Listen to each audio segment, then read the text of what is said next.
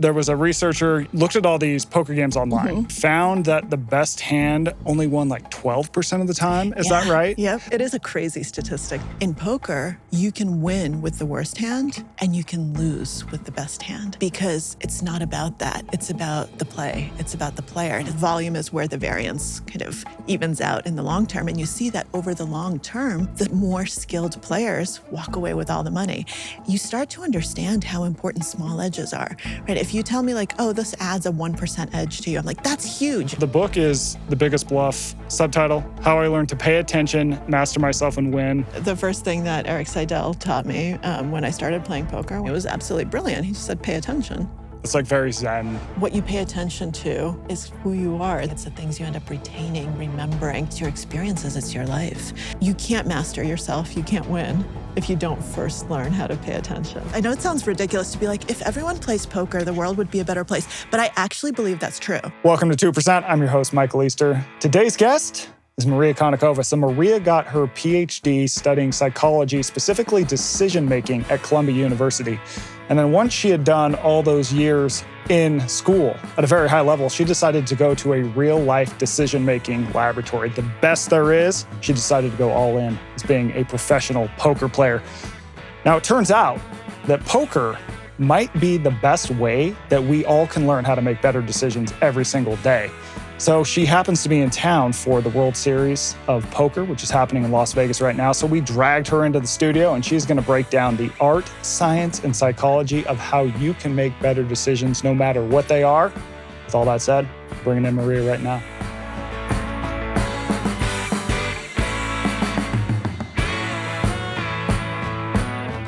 Maria, thanks for coming on. Thanks so much for having me, Michael. Okay, so you go to Columbia, you get a PhD in psychology, specifically decision-making, right? Yep. But then you come across game theory, and this guy who argues poker is one of the best ways to understand decision-making. So you go, okay, maybe there's a book here. And instead of just looking at it from the outside, you're like, I'm going to go all in on poker for a year. Now, that was what, 10 years ago? It was a little less than 10 years ago. So I started playing, I picked up my first hand of cards in 2017. Okay. And now here we are, 2026. Yep. And you're literally playing in the World Series of Poker. I am literally playing in the World Series of Poker. We're doing this in Vegas. I'm taking a day off, and we are taping this one day before I play the main event. So you caught some sort of bug.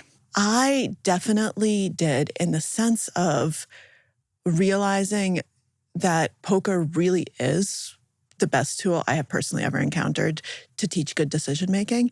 And it's something that I started just believing fervently in as a tool to teach people to be better, to make better decisions. And so I decided to stay in that world and to kind of straddle the worlds of writing and poker because it unlocked something in the way that I approached decision-making, the way I approached kind of my life, the way I approached the world. And I felt that if other people could discover it, they would be better, their lives would be better, the world would be a better place. I know it sounds ridiculous to be like, if everyone plays poker, the world would be a better place. But I actually believe that's true because I think that makes people much more rational, kind of better able to deal with emotions, with all sorts of things. And it puts decision-making on a different level that can help us become better, and in total, the world becomes better. Yeah, so one thing I love too is that, I mean, a lot of journalists, they look at things from the outside, they observe, they talk to sources, but you actually started playing with your own money. Yes. Why was that skin in the game, literal financial skin in the game, important? And then what do you think it tells us about like broader decisions and learning when we actually have a stake in something? Yeah, I mean, so first of all, I felt like, you know, I wanted to pull a George Plimpton and just awesome. and just actually like do the thing, because I do think that that's really important. And it was, you know, talking about getting out of your comfort zone, something that you know something about. I knew nothing about poker. This was a world that was totally foreign to me. It's a very, very masculine world. Yeah. So I come from the world of media, which already is pretty male-centric. And, you know, my first job in media was as a TV producer. So you know how that is. You know that world well. And then you get to poker and you realize, oh, wow, like in any given field, anywhere between 96 and 98% of the field is going to be male. Wow. And if you get a field where it's 96% male, all the organizers are like, this is amazing. Like, we crushed it, guys. Look at the number of women playing. This is so cool. And so like everything about it was just very different from what I did. But I felt like the only way to make this work is if I actually understood it, if I actually learned it and saw like, what is this thing, right? If I just describe it, then it becomes, it's journalism, sure. I don't become an astrophysicist just because I'm interviewing, Neil deGrasse Tyson. Yeah. I don't suddenly decide to get a PhD in that. But this was something where I felt like it could potentially be a tool to decision making because of John von Neumann, as you mentioned. Yeah. Because game of theorist guy. the game theorist guy. Because of what he wrote about poker being able to teach you how to think strategically at the highest level. And the reason that I had to play with my own money, I felt like I had to, was that from what I know in psychology, is that you actually have to have stakes be real in order for learning to take place.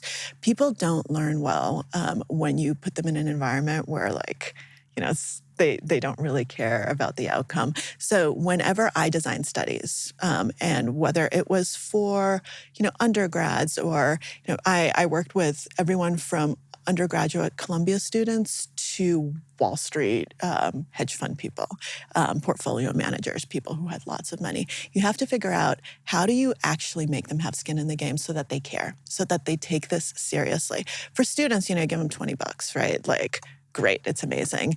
And all of the studies that we did, the better they did, the more money they got. Like, it was actually real financial outcomes. So we got them to perform really well. So they cared. They cared. Portfolio managers, like $20, not so much. So what we did for that was we had them compete against each other. So we actually they kind of had rankings, and then they cared. That's enough for a portfolio manager. They were like, oh shit, like I better do well because I want to perform well. And so you have to figure out what is something that makes this real. And my graduate advisor was the late great Walter Mischel, who people might know as the marshmallow guy, the person who created the marshmallow test, famous test of preschoolers originally in Stanford, the Bing preschool. Huge study. Yeah, huge study, still going on, where, put people think marshmallow in front of a kid. I say people think because it was all sorts of things. You find out what's the treat that kid wants. That's the kid. And that's the treat. And then see how long they wait. But I learned from that the only reason that study worked and was diagnostic was because you put them in a situation where they wanted it and they actually cared. It was a hot stimulus. If you put them in a situation and it's not something that they really care about, I mean, if you put money in front of a 3-year-old, like, I would hope that they are like, I don't know, what am I supposed to do with this? Paper. It's basically just paper. Exactly. Maybe I'll, make an airplane or whatever it is, if it's a particularly dexterous 3-year-old. But so you have to make sure that someone cares. And if it's not your money, it's very difficult to learn correctly. And that's why I always tell people who are starting out and who want to play poker, I was like, I don't care, it doesn't have to be a lot of money. You can play micro stakes, you can play online for 1 cent, 2 cent, but it has to be real. Don't play for play money, right? Don't do that because you're going to pick up bad habits because you'll be like, I don't care. I'm all in, let's just, right. And what you're trying to learn is that this is not gambling, right? This is actually a highly skilled game of decision making, and you have to try to make the best decisions you can, and you care about it if there's money involved. And I am so far from the first person to kind of understand that you have to put your money where your mouth is. One of the people I quoted in The Biggest Bluff was Immanuel Kant, who almost became a professional gambler, by the way. We're happy he didn't. But he had this absolutely incredible chapter in Defense of Reason, which is all about the need to incentivize decision-making. And it really stuck with me. It was this scenario of, imagine you go to a doctor, and you say, hey, doctor, there's something wrong with me. The doctor says, this, I know exactly what it is. Here's what it is. Here's your diagnosis. But what if you ask that doctor, okay, well, how sure are you? How much are you willing to pay to say that, okay, this is what I believe? $10, obviously it wasn't dollars, we're talking about Kant, but $10, $100, $1,000, $10,000, your wife, your marriage, you're happy. Like what are we talking about? How certain are you?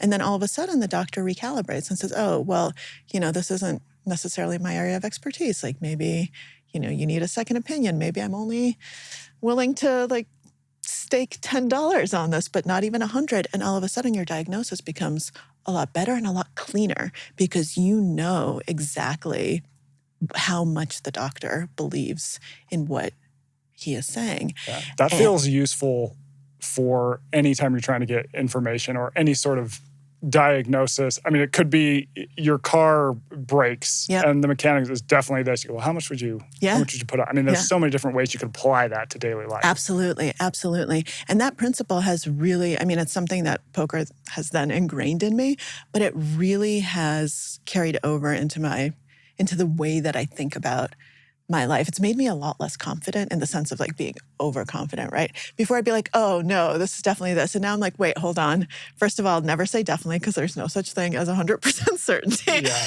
Then like, how sure am I really? And I've started caveating things and being like, well, like 75% sure that this is right, but let's look, right? It actually has made me kind of add a little decision loop in my head that didn't exist before, where I self-fact check. In the magazine world, you have fact checkers. You're like, if I'm wrong, they'll find it. Yeah. They'll get it. Let me just sometimes you put something in to a piece because you're like, oh, I'll look this up later. And then you kind of forget. And then they're like, where'd you get this? And you're like, oh, oops. No idea. It seemed right at the time. But they catch it, obviously. But now, when you're not working with a fact checker, you have to do it yourself. Yeah. And it's a really good habit to have. It makes you a lot better. It makes you a better friend, when you're not like, oh yeah, I'll definitely be there. You're like, well, like I'm, 70% to show up. Like, don't get mad if I don't. When they go, am I an asshole? You go, well, I'm 61% sure you're an asshole. That's a more honest thing. I think what's important here too, for people who are not familiar with poker, and this stat really surprised me that you had in The Biggest Bluff. There was a researcher, you'll know who he was, where he came from, or she, looked at all these poker games online. And they found that the best hand only won like 12% of the time. Is that right? Yep. So what does that tell us about poker and why it's different than all the other games I could go play in a casino, and then why that makes it unique for decision-making? So what that tells us, every other game in a casino, if you and I were to stop this interview right now and go and drive to any casino, and you're like, Marie, I want to play blackjack or whatever else. I don't gamble. So I actually don't know what other games we can play. Yeah. I'm sure we could do any of them. You have to have the best hand to win, right? You won't be able to be like, oh, I have blackjack, and you cover your cards, pay me. And if you're convincing enough, the dealer pays you. Right. That's not how it works. Every single game in a casino, you have to have the best of it in order to get paid. Yeah, the roulette ball falls where it's going to fall. There's no other discussion beyond that. Exactly. The outcome is the outcome. Poker is different. In poker, you can win with the worst hand and you can lose with the best hand, because it's not about that. It's about the play. It's about the player. And it's the only game where you're playing against someone else. You're not playing against the house. You're playing against other people. And if I can convince you that I have a better hand than you have, you might fold the winner. If I fail to convince you, you might call me and be right. And I might fold the winner because, I just don't know, right? And I think that I might be beat, and I do that decision calculus and I lose. And the fact that in all of these hundreds of thousands of hands online, 12% of the time it was the best hand. Crazy. That's crazy, right? That tells you that over time. Now, the reason that this particular study was so good is because it was online and we have such a huge sample, right? Because you need a big sample, because in the short term, do you play poker, Michael? No. Maybe after this interview, though. Who knows? All right. So you and I could get a deck of cards right now and play, and you might beat me, even though you don't play poker. Beginner's luck. Yeah, it's heads-up poker. There's a lot of variance. You just might get hit with the deck. You might have just great cards, and you beat me. that doesn't mean you're a better player than I am, right? I can go right now and play with Erik Seidel, who is my coach. And Great, beat him. like one of the legends for people who don't know him. Yeah. Absolutely. So I could beat him. Doesn't mean I'm a better player than he is. So any one game, any one hand, anything can happen. The reason this study is so powerful is it took hundreds of thousands of hands, right? We have that volume, and volume is where the variance kind of evens out in the long term. And you see that over the long term, the more skilled players walk away with all the money. And you start to understand how important small edges are, right? If you tell me like, oh, this adds a 1% edge to you, I'm like, that's huge. Oh my God, that's amazing. Most people would write that off. Right, because over time, that 1% is going to be so incredibly important. And poker teaches you that in a way that nothing else in life really does. Because as you say, we write it off, right? Like 1%, okay, it's 1%. Yeah. But then you think about the numbers and you're like, oh my God. Like if you told me that some disease or some surgery, some elective procedure has a 1% complication rate and millions of people do it, I ain't doing it if I don't need it, right? Right. Because you realize that 1% is either hundreds of thousands or like depends on what we're talking about. Right. It's a lot of people, right? And so when you start realizing that, when you start making those translations, you see kind of how important those small skill edges are. And you see that in poker, once again, skill. Yeah. So over the long term, your skill is going to win out. When I saw that study, it is a crazy statistic. To this day, I still don't quite believe it, yeah. And what this gets to, speaking to our 1% stat, is poker, it's this sort of dance between, I guess I would say reading people, sort of, but also probabilities. Yes. Now, despite your PhD from Columbia, you go in this going like, I'm not a huge numbers person. I'm not a numbers person at all. But you had to learn all these different probabilities. And you read in the book how people are terrible with probabilities. Yes. Like we literally didn't evolve to understand them. And so why is it important to understand probabilities in daily life? Like examples beyond poker and how it can help us. I mean, we make decisions all the time that involve probabilistic thinking, and we make them incorrectly when we don't understand what probabilities actually mean. And even, by the way, even statisticians often don't understand it in real life, because it's very different to, you can be someone with a PhD in statistics who understands probabilities. Sure, I can explain the most complicated equations to you. And yet, when it comes to a decision that you personally are making right now, you just don't translate it, because when we learn, the human brain learns from experience and not from description. As a statistician, all your knowledge is from description, right? It's from textbooks, it's from understanding these formulas. It's not from actually viscerally experiencing it, living it. In your case, losing money to it. Exactly. Right. Unless you play poker. We'll come to that in a second.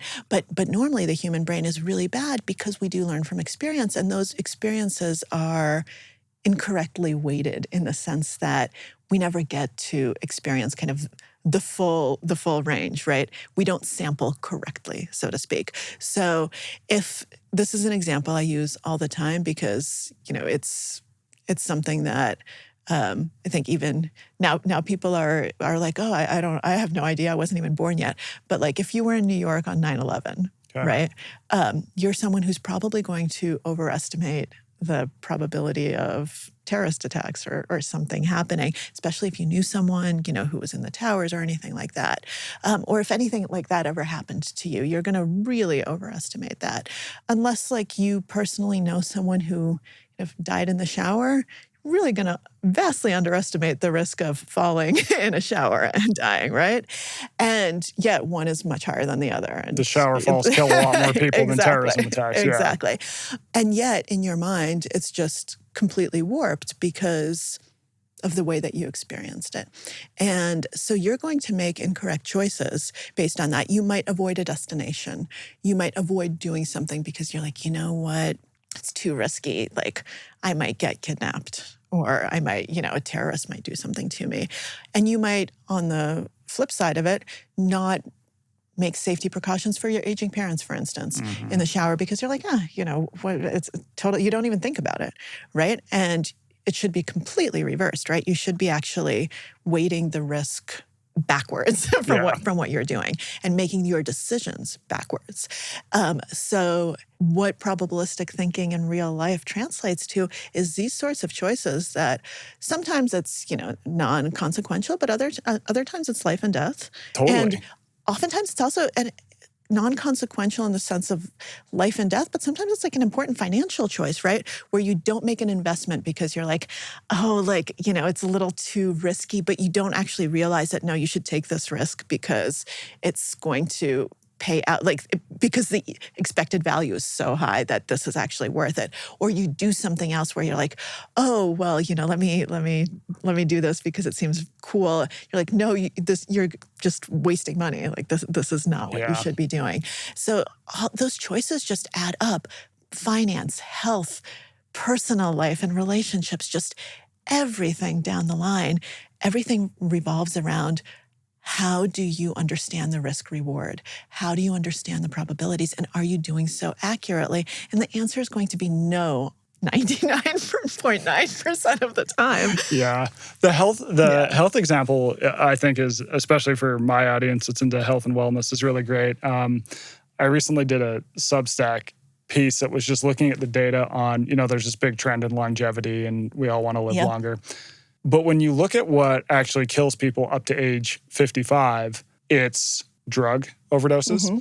It's you crashed your SUV because you were sending a text message. It's all these things that are very preventable. And yet people tend to obsess, I saw this cancer study or whatever. But if you just look at the numbers, it's like, well, this is what's going to kill you. Peptides, right. Michael. Exactly. What's in your stack? Exactly. So thinking about that, okay, what do the numbers actually say about my risks in health? And then how can I use that to steer my behavior? Because we tend to your point, everyone probably knows someone who got cancer distantly and died. So you freak out about that, even if you're 30 and your risk of that is just exceedingly low.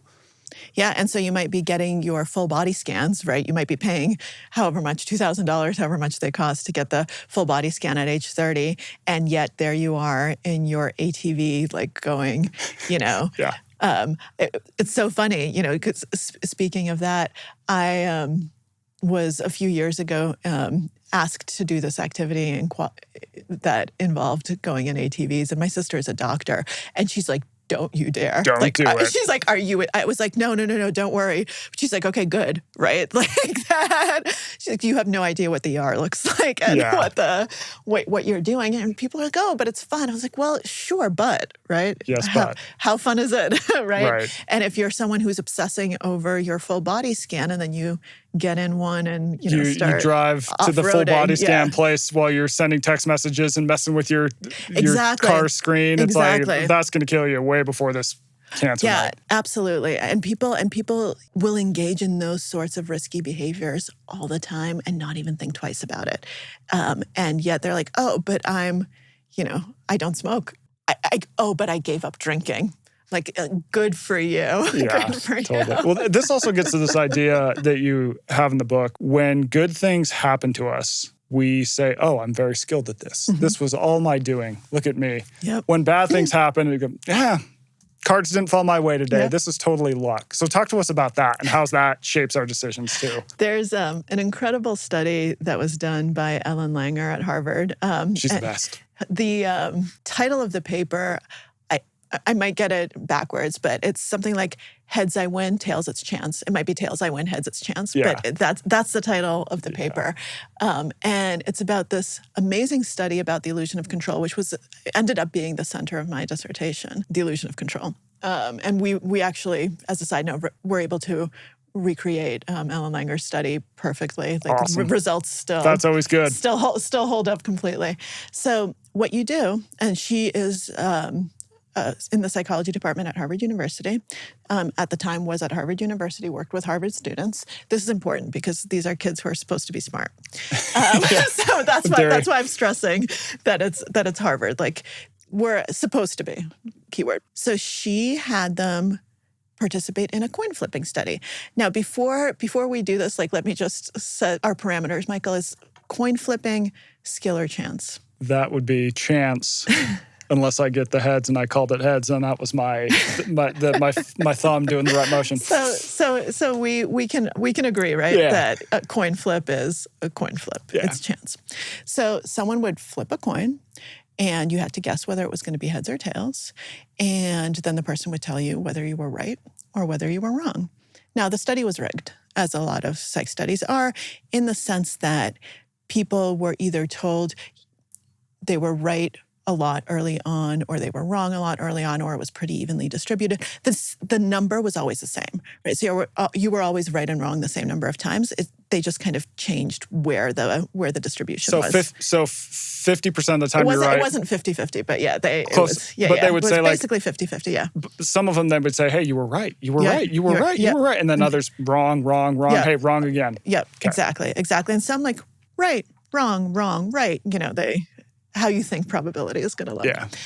And they found something really, really interesting, which was that the Harvard students who were told that they were right early on frequently would then respond. So then there was a questionnaire that you did at the end. Yeah. And there were questions like, I am good at predicting outcomes of coin tosses. They would say, yes, I am. I would improve with practice. Yes, I would. If given more time and quiet to learn this, I would be even more exceptional. Yes, absolutely. So they answered this questionnaire as if it was a skill rather than just absolute chance. And all it took was saying, oh, you're right at the beginning. And all of a sudden they exhibited what's known as the illusion of control, thinking you're in control of something when you're actually not. And that's why hence the title of the paper, right? Amazing. And it's a finding that has been recreated in different guises. And we just a coin toss, like we just did literally a coin toss with Columbia students, and same exact thing. Also a smart group. Also a smart group.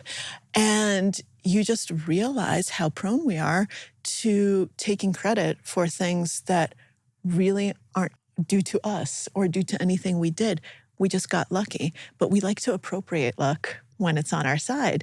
And it's such an easy and such a human thing to do. What's the takeaway for people? How to use it in life? So the takeaway is that you have to understand how prone you are to this, and you have to get used to acknowledging just how much of a role chance plays in your life, and to asking yourself. So one of the lessons I learned early on in poker was it's actually very good for you if you don't do well at the beginning, right? Because it forces you to get better. And poker players who get very lucky early on, who end up making a lot of money, they often go broke, right? Because they never learn that self-calibration process. They just think they're geniuses, right? That they're naturally incredibly gifted. This reminds me, so there was a study, I think it was on slot machine players. Mm-hmm. And it found that what most correlated to a slot machine gambler becoming a problem gambler Mm-hmm. was getting a jackpot very early. So that was like the one thing they There could you pin. go, It was like, yeah. third time you play slot, oh my gosh, I won $100,000. I'm good at this. I'm good at this. I got the right hand, yeah. Totally. No, that's exactly right. And so what this teaches us is that we want to get into a habit of actually using that corrective process and trying to think through our decision-making when things are going well. And that's much easier said than done, right? To be like, wait, okay, let's pause for a second. This completely worked out. This was wonderful. Was it because I'm smart and I thought about this the right way? Or did the stars just align in a way that it worked out for me? Because poker is the best tool that I have found to teach you to separate the process from the outcome and to make you realize that the one is not equal to the other, right? You can have a great outcome. You guessed heads correctly. Yeah, good for me. Yep, but that doesn't mean that you had a good process. Like there's no process, right, in guessing heads or tails, unless you know that it's an unfair coin or unless you have some sort of information. Right. But in the absence of that, there's no process there. So you know that it's all outcome.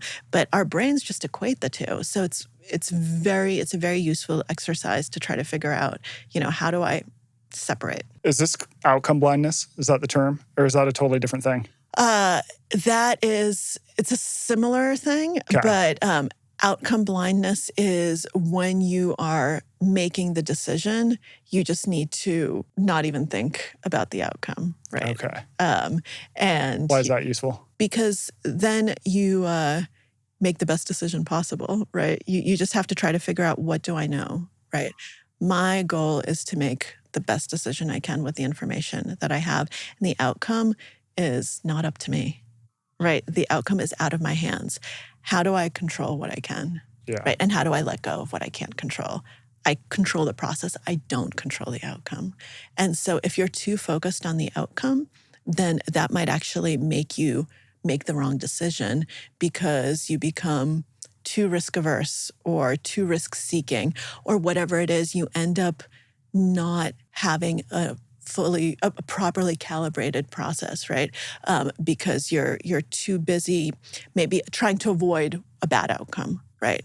Or you're too busy trying to ensure that you get like some minimally satisfying outcome, right? You start thinking of that a little bit too much, and it starts feeding back in to your decision process. Now, I say that, but there are always exceptions, right? In the sense that life isn't a poker game, right? Maybe there's an incredible, gamble that you really should take because it's really positive expected value. But if you lose, you can't pay your rent, right? You shouldn't take that, right? Like you should realize that, abstractly, sure, but really all of these things that decision scientists call decision biases, they're not biases. They're preventing me from, losing my livelihood, losing my job, losing whatever it is. So you do need to caveat all of these things to say, there's theory, there's practice, and sometimes you do have to think of the outcome. Sometimes you do have to kind of play through that, because one of the things that you also learn in poker is that you need to avoid the risk of ruin, right? You always have to make sure that you can play again, because anything can happen in one hand, right? Anything can happen in one game. And so you never, ever, ever risk it all if you're smart. That's why some people go broke, because they're not smart when it comes to that. You always have to understand, how do I ensure that I can play the long game? How do I ensure that I'm in this for the long term? How do I ensure that I survive?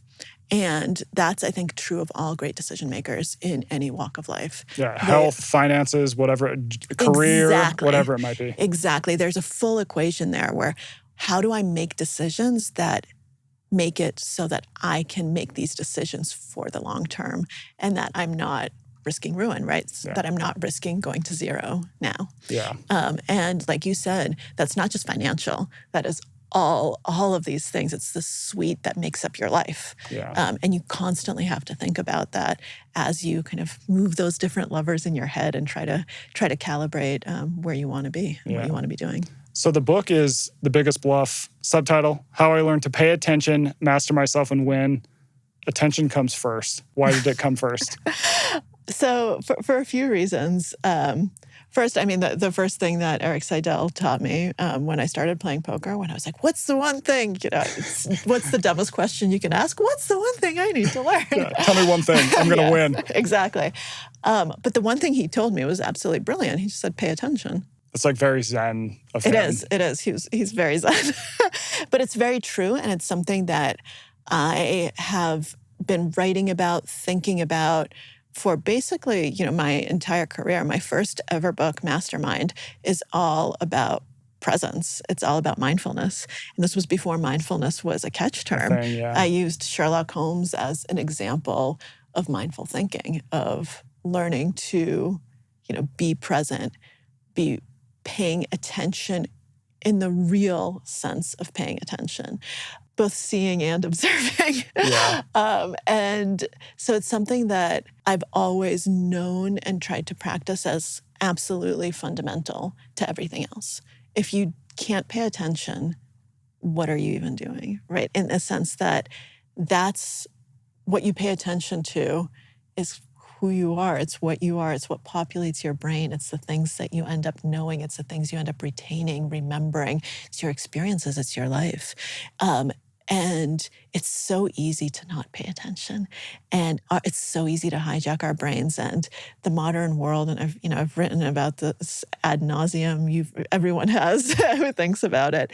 The modern world is just, it's catnip for our brain wandering. Being distracted. Exactly. And the downstream effects of that are so bad. And so, I think that it's just, you can't master yourself. You can't win if you don't first learn how to pay attention. So that has to come first. And it is very Zen, because you do have to learn to just really, really be in the moment and to have your brain just be engaged with what you're doing.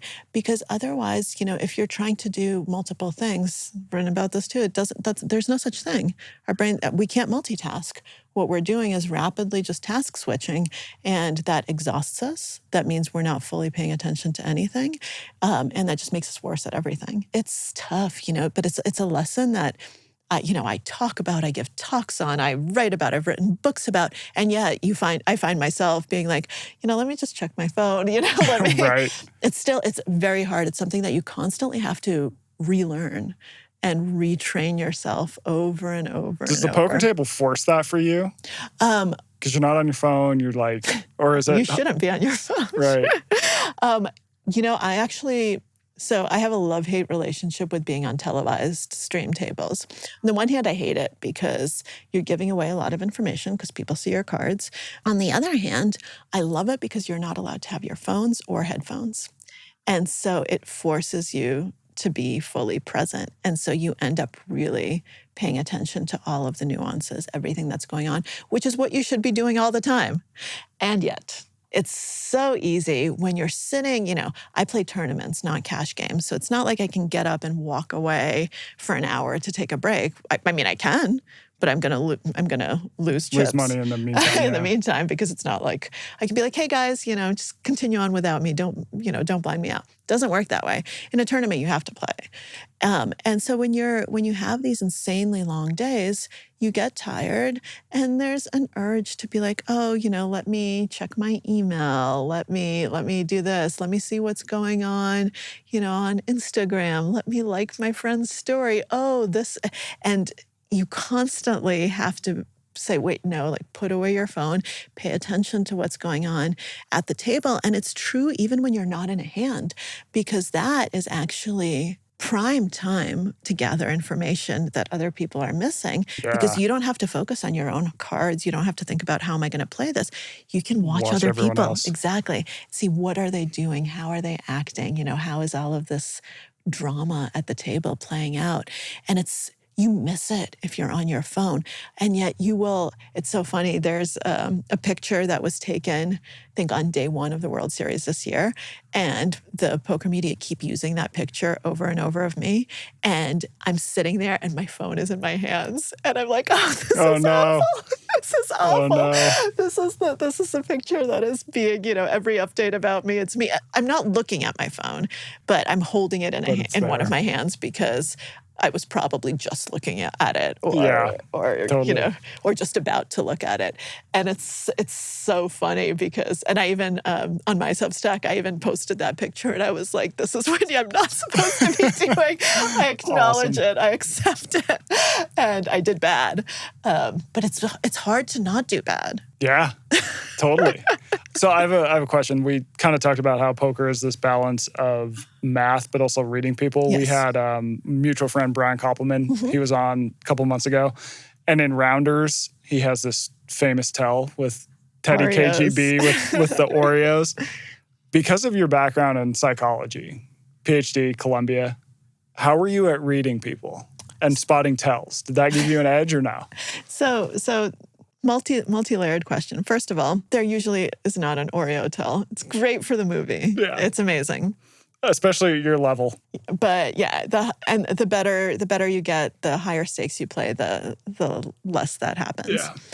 The thing that I know from psychology, I know two things. One, humans are very, very bad at spotting deception. About 50-50. Coin flip. Yep, about a coin flip. We are also very bad at knowing when we're right at spotting deception. So also like we feel just as strongly when we're right as when we're wrong. Again, about 50-50. I know that to be the case. And I've written a book about con artists and have spent a lot of time with people who deceive at the highest levels and have learned that, man, like if someone's good at this, you just don't stand a chance. And kind of this absolutely holy shit moment for me was when I was researching the book. I ended up interviewing a woman who was one of the subjects of Paul Ekman's study of super, basically, lie detector humans. People. So she's very good at it. Yes. Okay. There are a handful of human beings who are just absolutely ludicrously good at spotting, whether it's micro expressions or whatever it is, but who can spot when people are wrong. And she was good enough that she was a consultant for, FBI, Wow. police, et cetera. And she told me that when she's brought in and it's, a psychopath or somebody, there's a certain type of criminal, and it terrifies her because she has no idea. She doesn't know if they're lying or she can't read them at all. And if someone like that can't, then, I'm not saying that poker players are psychopaths, but they are people who are used to hiding kind of their... Yeah, they've trained it. They've trained it. And so in that particular context, it's very difficult. So I want to caveat that. Caveat what I'm about to say with that. Okay. That said, there are certainly things that you can pay attention to, and I do think that kind of my training and my background can help me. One of the physical things is, so there's work that I wrote about in The Biggest Bluff that was actually on Poker Tells, and it basically showed that people pay attention to the wrong things. That they showed footage of the main event, and they showed either unedited footage, where you just see everything except for the cards. Footage just of, shoulders up so you could just see kind of the faces, or just the hands, so like below, shoulders down. And they found that people who saw the unedited footage were 50-50. People who just saw faces were actually worse. So they performed worse. And people who just saw the hands were the people who performed the best. Why do you think that is? So it turns out that there's a lot more information in the hands than there is in other parts of the body for a few reasons. One, you've heard the term poker face, right? Mm-hmm. Have you ever heard the term poker hands? I have not. Neither have I. It doesn't exist. So poker face, everyone knows, right? Control your face. I sit at the table. I know I'm not supposed to give anything off in my face. And that's why when people wear sunglasses, I'm like, dude, you're hiding the wrong thing, right? It doesn't, you're actually hurting yourself because you see a lot less with sunglasses on. Your perception is a lot worse. I was going to ask you if the sunglasses, the hoodies, the hats, they hurt you. Because you're not seeing stuff and your peripheral vision is just shot. You're missing all of this information. And you're not hiding anything because your face doesn't really give anything off. But the hands were not as used to consciously controlling. You're not thinking about it, right? People are like, I don't know what to do with my hands. Yeah, totally. Ricky Bobby. Yeah, exactly. But it turns out that we do convey a lot of information with how we bet, how we move, like all of that stuff. So people who have zero training can tell, and they had to say, like, does this person have a strong hand or not? Like, that's it. That was the question. It wasn't like, are they bluffing? They didn't have to have any poker knowledge, just, is this person strong or weak? And it turns out that the hands did have a lot of information. And there are other things, like it's easier to control your face than your pulse, for instance. And the hands, you can see pulse. So people who cover up their necks, that is actually something, because especially if you're a newer player, yeah. But once again, that tells you something. But what does it tell you? And this is what the problem is with lie detector tests. It's the exact same thing, which is why lie detectors are so incredibly inaccurate. It can tell when you're uncomfortable, right? When something's wrong. But why? Is it because you're lying? Is it because you're telling the truth, but you're thinking about something else that's making you really nervous? Is it because you're stressed that your kid is running a fever and like the more you sit here, like the more stressed you're becoming? Why, right? What is the reason? And unless you have a baseline of behavior, it's really, really difficult to figure that out. So if I'm sitting across from you and I see that, your arteries are pumping and your heart's beating fast, is it because you're bluffing? Or is it because you have a really strong hand? Right, you don't know. And unless I see the outcome of that situation, I don't know. But even if I see the outcome, it's just one point, Yeah. right? Maybe next time you're just as, your heart's beating just as fast, and it's for the opposite reason. And until I have enough of a sample size, and until I know what your baseline behavior is, using that would be irresponsible, right? Yeah. Now, if I have no idea and I just need something to help me make my decision, do I want to use that as an additional input? Sure. But do I want to rely on that? Probably not. And the things that I think that I'm better at, which are the real tells, are how do you get inside someone's head, right? So how do I pay attention to the dynamics at the table to understand how someone is thinking at any given moment? Maybe you're someone who you lose a huge hand and it makes you, it's going to put you on tilt. Tilt is the poker term for emotions getting into your decisions. But how's it going to make you tilt? Maybe you become too risk averse, right? Because you don't want to lose any more chips. You want to protect what you have. But maybe you're one of those people who becomes too risk seeking after because you want to get those chips back and you're much more likely to bluff.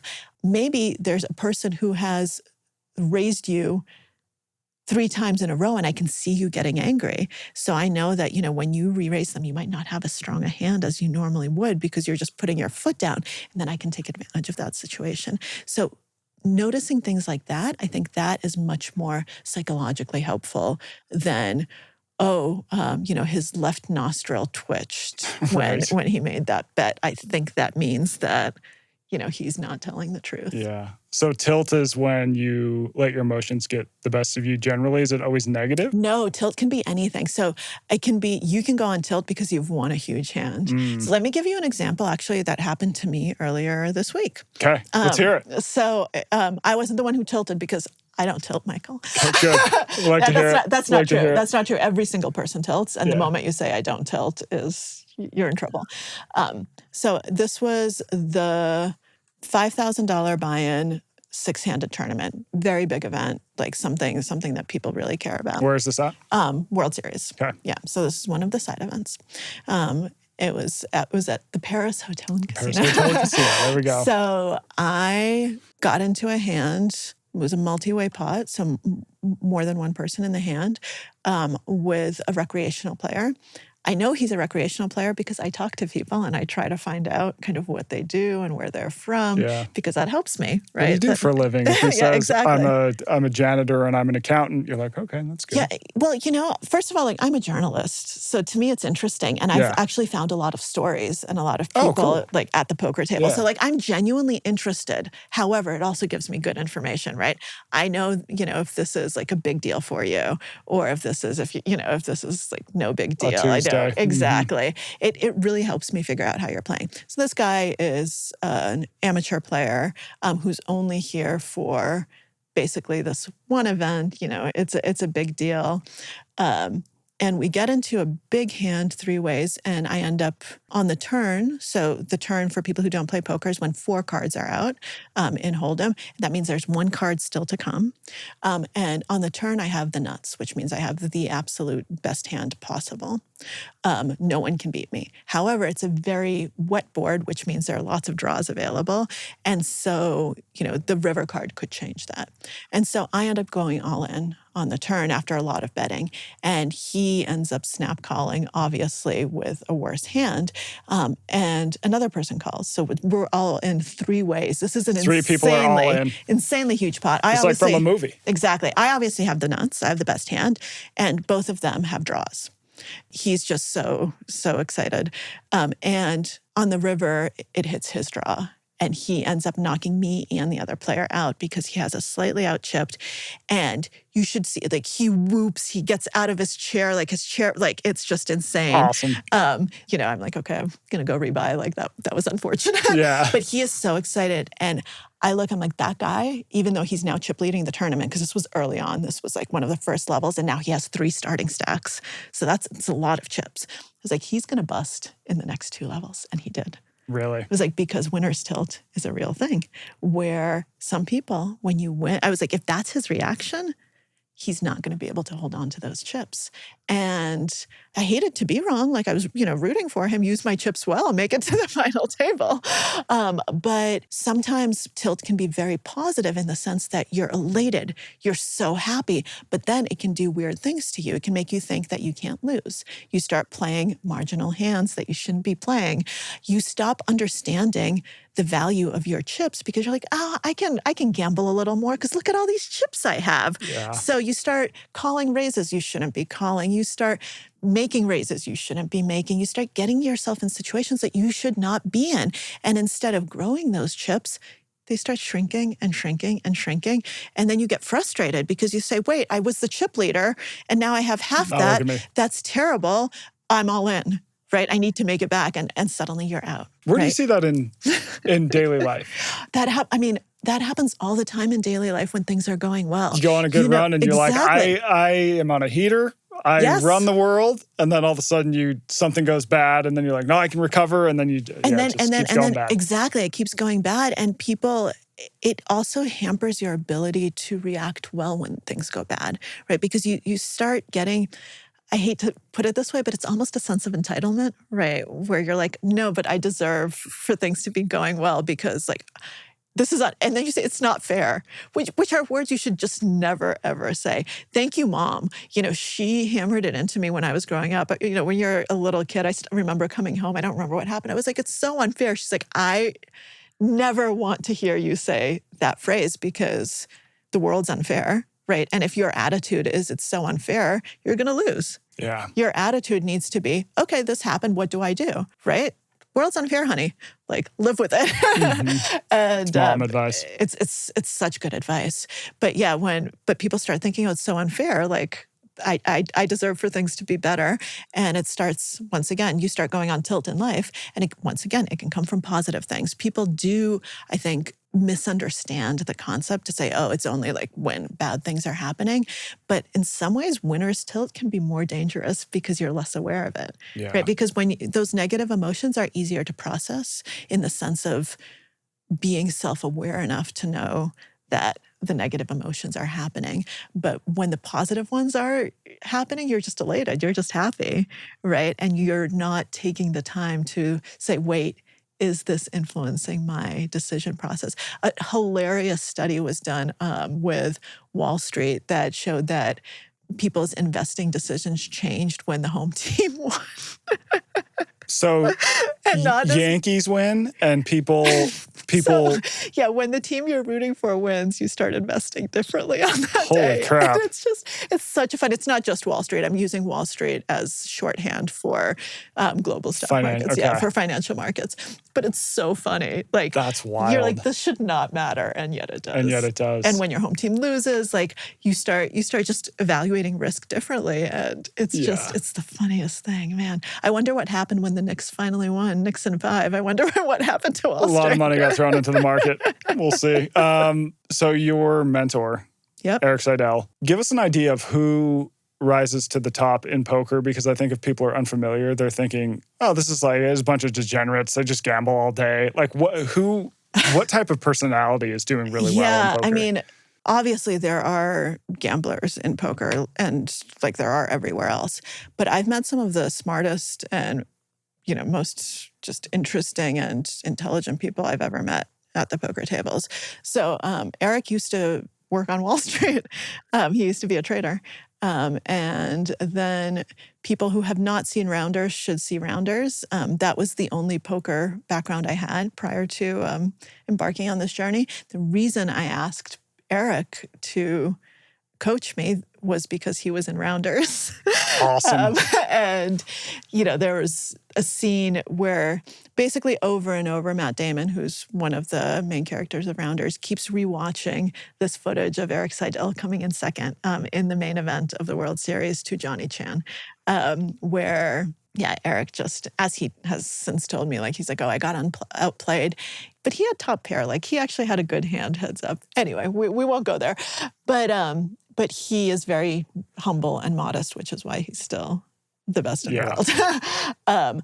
But so he used to be on Wall Street and, incredibly intelligent person, someone who has never gone broke, right? People say, oh, I've been broke 3 times and I've come back. That's not a point of pride. Like going broke ain't good. It means you did something wrong.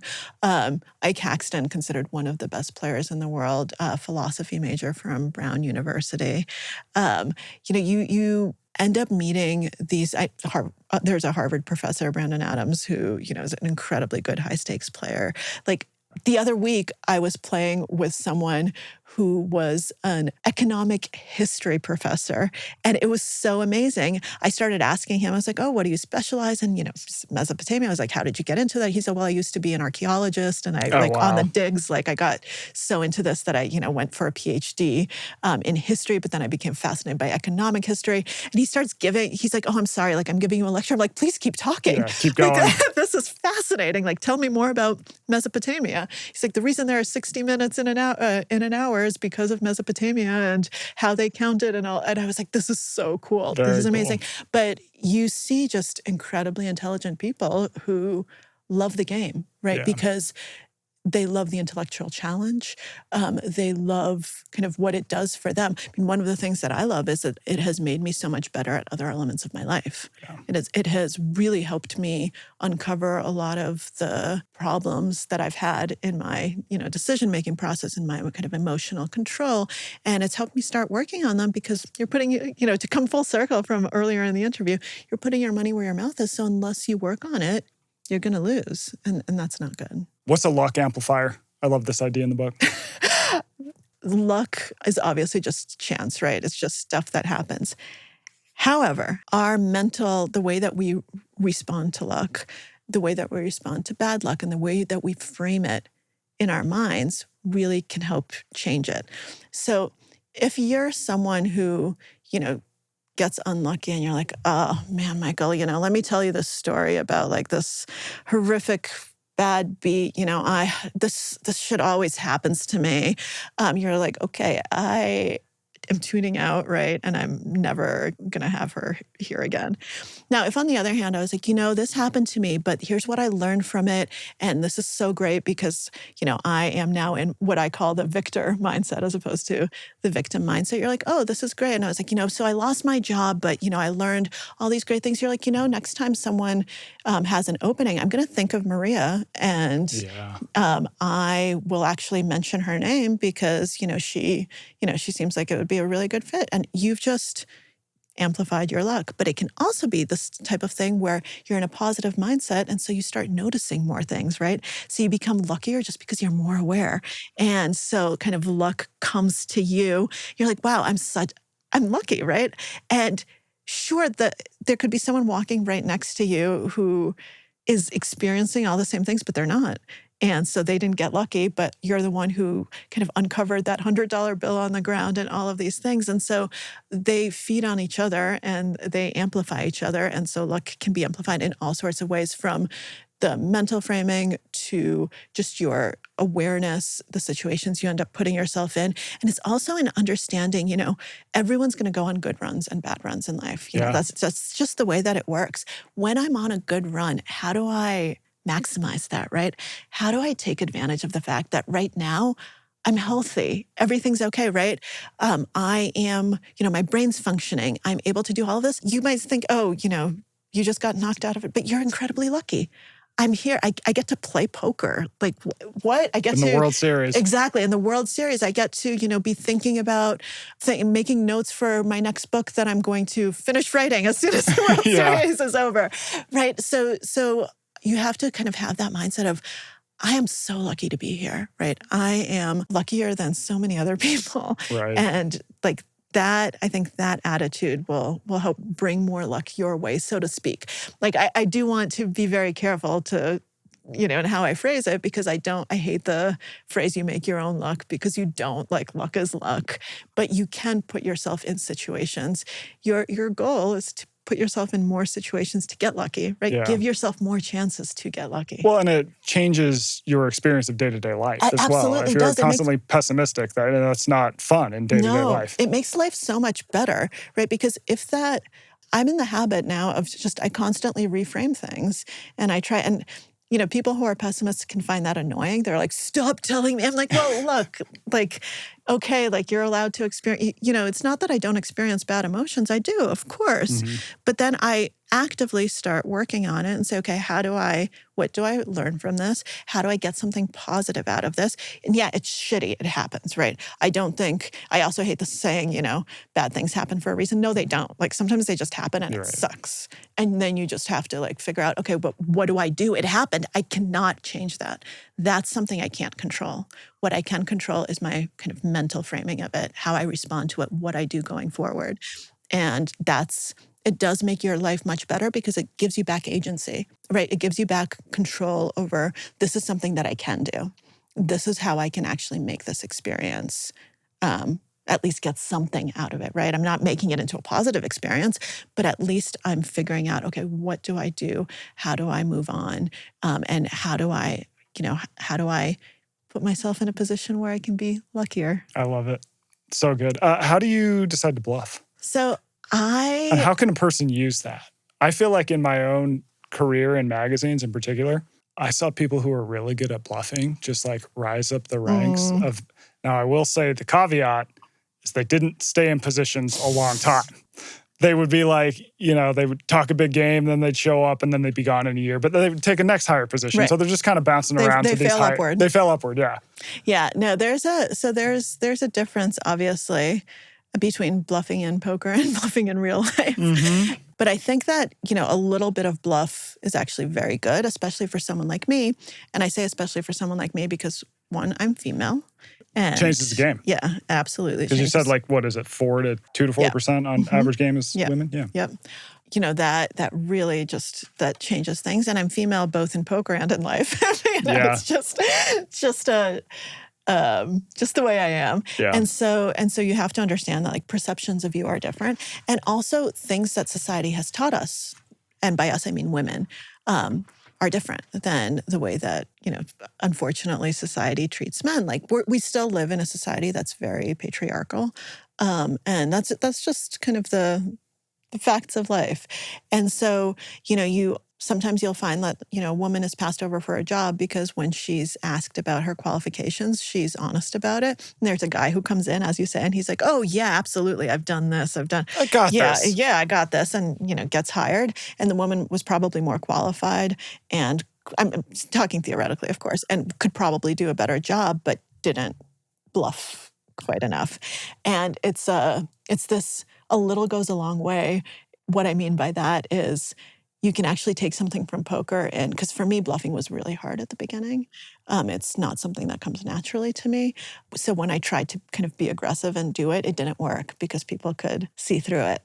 And then I figured out how to kind of make it a natural part of how I play and do it in a way that was more in tune with my style. What'd you have to do? So maybe you don't want to talk about this because... No, it's fine. It's fine. So, I might not reveal the secrets. No.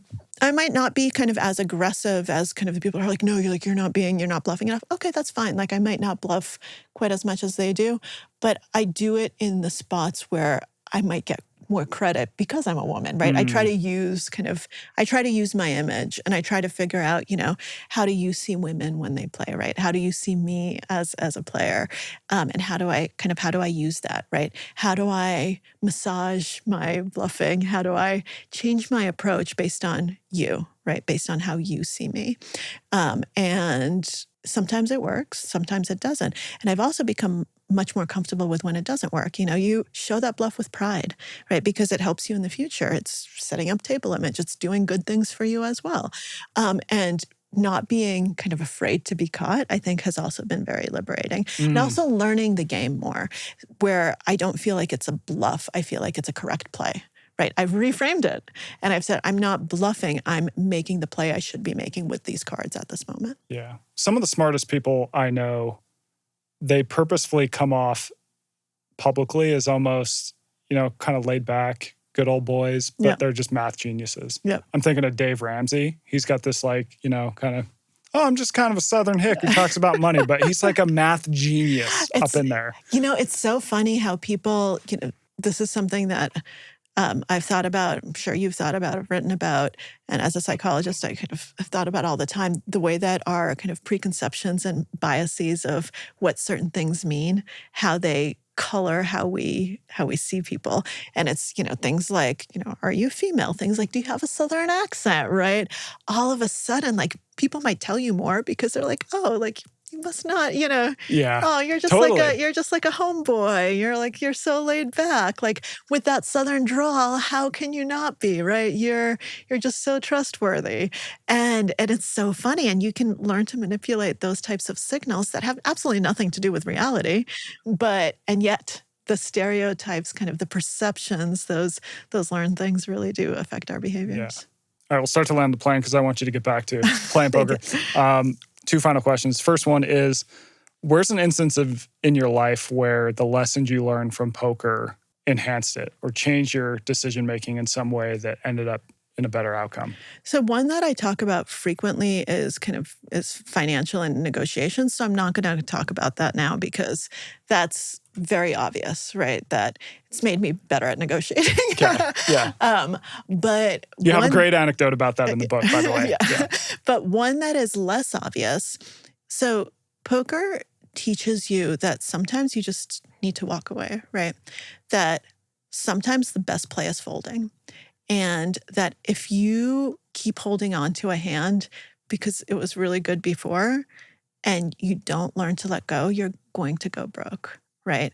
You could have pocket aces, single best hands, and then, shit happens. And your pocket aces are just another pair that now have just no relation to the board. And there are some people who they cannot fold. Sunk cost fallacy, right? I've already invested so much money into this that, I can't walk away. Yeah, keep digging, yeah. Exactly. And you go broke. Learning that the sunk cost fallacy really is a fallacy, right? That you should not be putting good money after bad, good time after bad, good emotional energy after bad, because as we've already said, you can't change the past, but you can change the future, right? You can change how you're acting right now.